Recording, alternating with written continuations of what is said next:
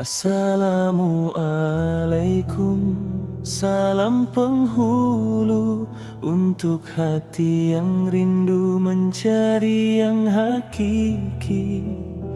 Bukan miskin harta, bukan tinggalkan dunia, tapi zuhud itu seni mengelola jiwa.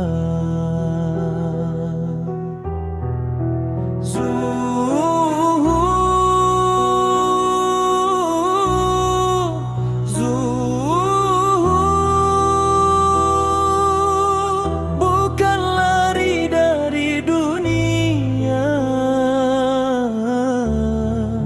zuhud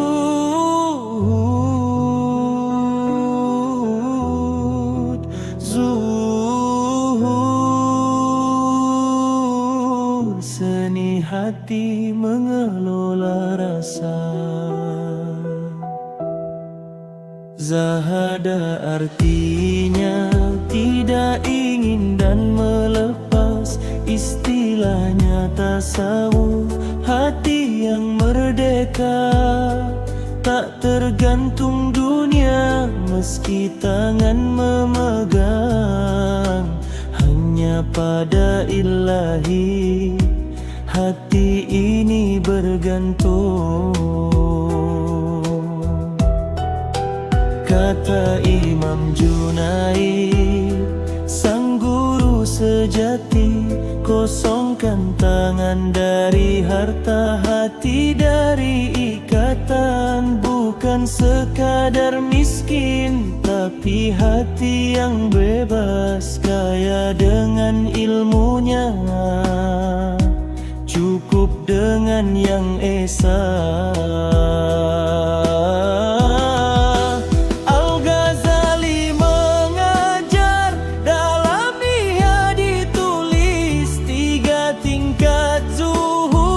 Jalan berjenjak naik, tinggalkan yang haram, lalu yang halal berlebihan, hingga tinggalkan semua yang menyibukkan darinya.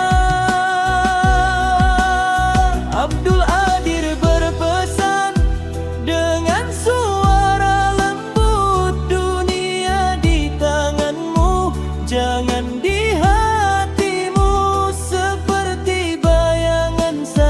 bila dikejar lari. Bila kau tinggalkan, justru dia mengikuti. Dalam kitab Al-Hikam, kata-kata berhikmah, zuhud bukan mengharamkan yang halal dan baik, tapi yakin yang di tangan Allah lebih kekal abadi dari yang di tanganmu yang fana sementara. Rabi'ah bercinta, zuhud karena rindu, bukan takut neraka, bukan ingin surga. Hasan Al-Basri mengingatkan, zuhudlah di dunia agar Allah mencintai manusia pun menyayangi. Tingkat pertama zuhud, tinggalkan yang haram. Tingkat kedua khusus, halal berlebihan ditinggal. Tingkat ketiga khawas, hati hanya padanya, semua yang selain dia tak menyibukkan jiwa.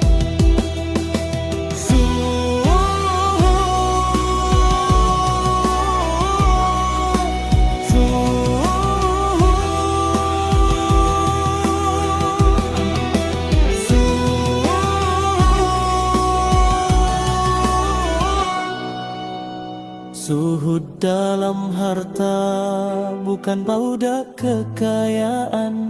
Zuhud dalam jabatan amanah bukan pameran. Zuhud dalam ilmu untuk amal dan manfaat. Zuhud dalam sosial hanya padanya bergantung.